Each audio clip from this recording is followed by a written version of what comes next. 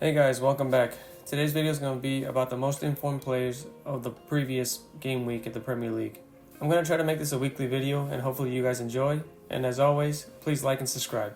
At number 10, I have Carlos Baleba from Brighton. Baleba was the bright spot in this Brighton team that got outplayed by Chelsea 4-2. And Baleba had a goal and an assist to his name. The assist doesn't really count as an assist, but on paper it does. But he did well to take his goal. And I just think he was the only player for Brighton really that was doing much. All in all, his performance in the midfield was pretty well balanced. He was good offensively, he was good defensively. He had a pretty good pass accuracy percentage. There was a lot of duels that he won. I think he won 70% of his duels. He was on the ball quite a bit for Brighton, and he seemed to be always trying to go forward. He's always trying to get his teammates in. Even if the rest of the team wasn't up to par, he was. So because of the result and because he seemed to be the only bright spot, I'm going to have him in my lowest, but he is still in the top 10. In 9th place, I have Lewis Cook from Bournemouth. And again, it's another one of those players that seem to really dominate the midfield in their respective game. Lewis Cook's performance wasn't as dominant as Baleba's was, but he did help his team win, and he was very instrumental in that victory. His 2 assists are going to come through, and he also created a lot of chances. I think he created 4 chances in total, and they could have potentially gotten more out of this game, but he wasn't as dominant. Like I said, his defensive work wasn't as good, and his passing accuracy wasn't as good, but he still was instrumental in the win, so that's why I have him ranked higher. In 8th place, we have James Justin. Getting 2 goals from a right back position and playing for Leicester is worthy of being on this team of the week in of itself. He was very instrumental in having Leicester fight Arsenal almost to the very end, but they ultimately fell short. But that's no blame to Justin himself, because he seemed to be the only outfield player for Leicester that seemed to turn up this day.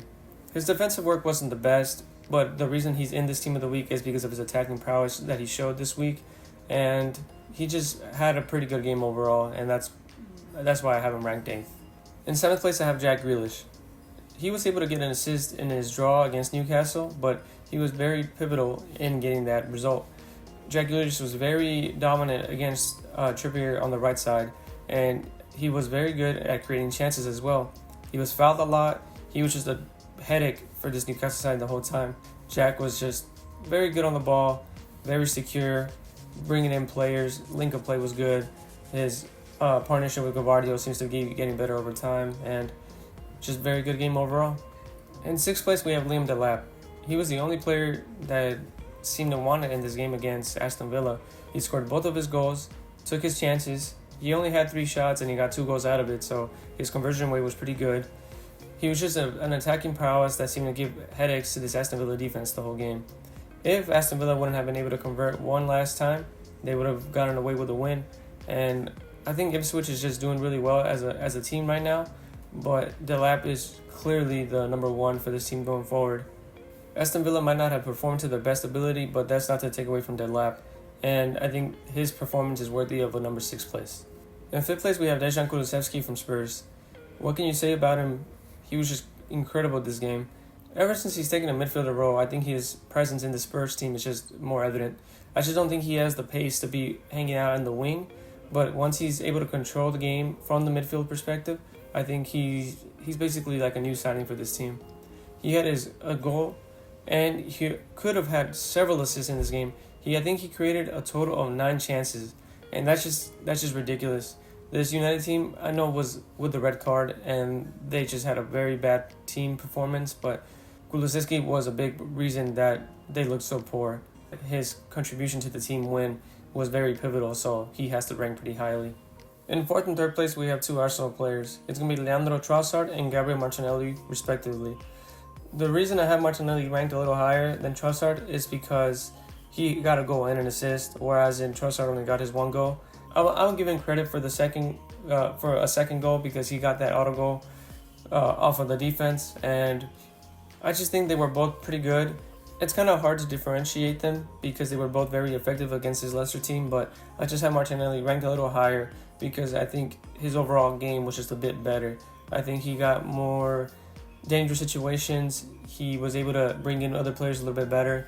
I think Martinelli is finally going to get going this season. He's been a little lackluster towards the start of the season and the end of last season, but if they can get Martinelli going on all cylinders and possibly bring in Trossard a bit more, I think they could have a pretty good shout for the Premier League title this season. In second place, we have Dwight McNeil, who got 2 really good goals against this Crystal Palace side. Both of his goals were really well taken, and he just seems instrumental in everything that was happening for this Everton side. It looks like he could be their new number 9 because Calvert-Lewin just doesn't seem to be doing it for them right now. His first goal was really good because it was from such a far distance, and then even his second goal was taken really well, so I just think him at his performance was pretty much at his peak. Dwight McNeil has always been somewhat of a very consistent player, but he's always undermined by everybody. He's not really taken as a pretty good player, and he's pretty up there with between the mid-level caliber players, and I just think maybe this season he'll keep on continuing to progress, and maybe he might take that number 9 role for himself. And you guys probably guessed it by now. In first place, we have Cole Palmer. Palmer managed to get 4 goals this game, and that's ridiculous. Even for his standards, that's a pretty good game. And not only that, he wasn't just scoring goals. He was bringing in players. He had 4 chances created. His passing was good. His passing accuracy was pretty high up. And he just had a really good overall game. He wasn't wasting any balls. All of his goals were taken relatively well. That free kick was a banger. The penalty was confidently posed. Palmer did, on the other hand, miss some chances, but when you score 4, you don't really care about the 2 chances that you missed because your team won. He deserves to be at the top of this list this week. And that's going to be it for this week. Let me know what you guys think about this listing. It's a different video, and it's going to be a little bit more about perspective and opinionated.